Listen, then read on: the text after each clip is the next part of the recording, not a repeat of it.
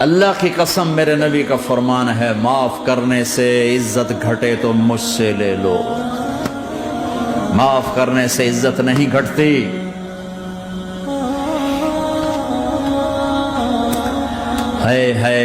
ایک بچے نے معافی مانگی اور ماں اس کو کہہ رہی تو اتنا بے غیرت ہو گیا ہے کہ تو نے معافی مانگی۔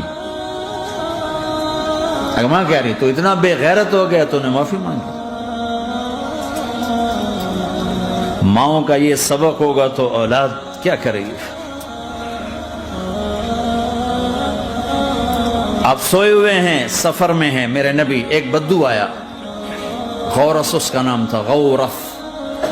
اس نے آپ ہی کی تلوار اٹھائی اور آپ کے یوں پسلی میں ماری، آپ کی آنکھ کھلی تو تلوار لے کے کھڑا، من یمنعک منی، اب بول کون بچائے گا، تیار ہو یا؟ تو آپ ہنس پڑے۔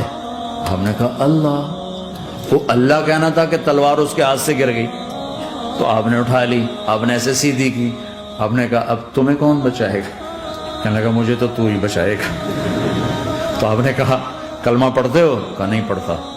تو جاؤ معاف کیا، جاؤ معاف کیا۔ یہ میرا نبی ہے، یہ آپ کا نبی ہے۔ ہم تو اس خالی کی کوئی اوئے کر دے تو ہم اس سے بات چیت چھوڑ دیتے۔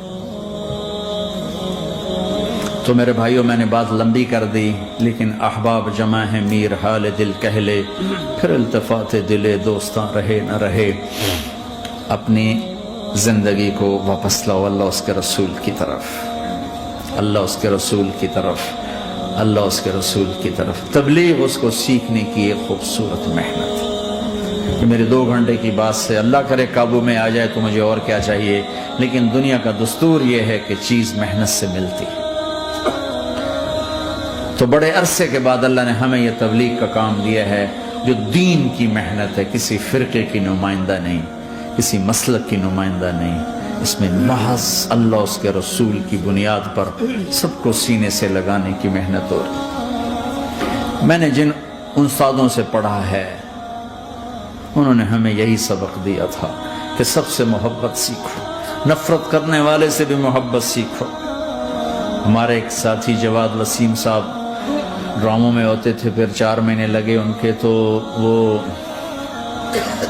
بتانے ملنے آئے تو ساتھ ایک ہمارے مولوی صاحب تھے، وہ کہہ رہے تھے مولانا یہ جواد صاحب ہیں، یہ ڈراموں میں کام کرتے تھے۔